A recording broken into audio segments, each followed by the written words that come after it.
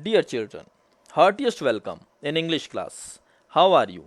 Hope that all of you are well and safe at your home. Today we will read chapter 10, that is the story of cricket of your book Honeycomb. Dear children, these are expected learning outcomes which will be achieved by us after reading this chapter. As you know that I divided this chapter in 4 parts. In previous video, we read and understood the first part of the chapter. Today, we will read and understand the second part of the chapter in bilingual language. Let's start. During the 1760s and 1770s, it became common to pitch the ball through the air rather than roll it along the ground. 1760 व 1770 के दशक में जमीन पर लुढ़काने की जगह गेंद को हवा में लहराकर आगे पटकने का चलन हो गया था. This change gave bowlers the options of length, deception through the air plus increased pace. इससे गेंदबाजों को गेंद की लंबाई का विकल्प तो मिला ही, वे अब हवा में चकमा भी दे सकते थे और पहले से कहीं तेज गेंदें फेंक सकते थे. It also opened new possibilities for spin and swing. इससे स्पिन और स्विंग के लिए नए दरवाजे खुले. In response, batsmen had to master timing and shot selection.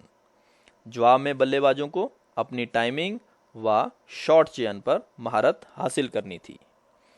One immediate result was the replacement of the curved bat with the straight one. एक नतीजा तो फौरन यह हुआ कि मुड़े हुए बल्ले की जगह सीधे बल्ले ने ले ली. The weight of the ball was limited to between 5.5 to 5.3/4 ounces and the width of the bat to 4 inches. गेंद का वजन अब 5.5 से 5.25 औंस तक हो गया और बल्ले की चौड़ाई 4 इंच तक कर दी गई. In 1774, the first leg before law was published. पगबादा नियम 1774 में प्रकाशित हुआ. All around this time, a third stump became common. लगभग उसी समय तीसरे स्टंप का चलन भी हुआ. By 1780, 3 days had become the length of a major match, and this year also saw the creation of the first 6-seam cricket ball. 1780 तक बड़े मैचों की अवधि 3 दिन की हो गई थी और इसी साल 6 सीवन वाली क्रिकेट बॉल भी अस्तित्व में आई.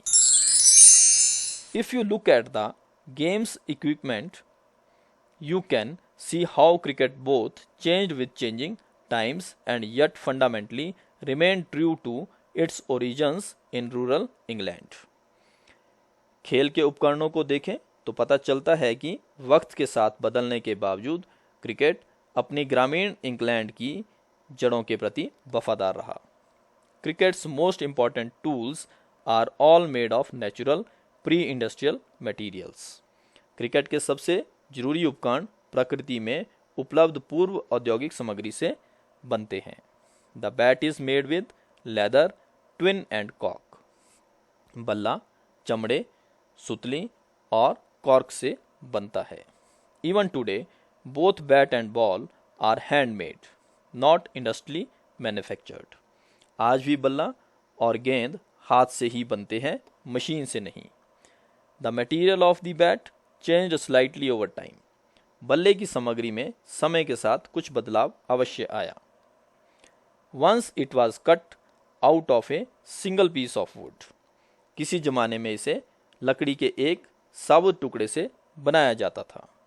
Now it consist of 2 pieces, the blade which is made out of the wood of the willow tree and the handle which is made out of cane that become available as European colonists and trading companies established themselves in Asia.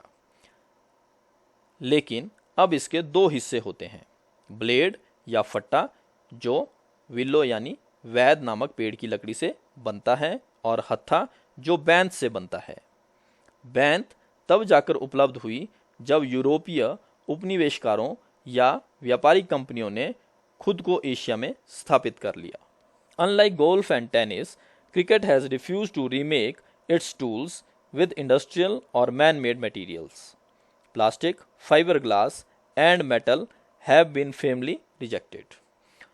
Golf और tennis के विपरीत cricket ने plastic, fibre शीशा या धातु जैसी औद्योगिक या कृत्रिम मतलब मानव निर्मित सामग्री के इस्तेमाल को सिरे से नकारा है। But in the matter of a protective equipment, cricket has been influenced by technological change. परंतु क्रिकेट के हिफाजती साज सामान पर तकनीकी बदलाव का सीधा असर पड़ा है।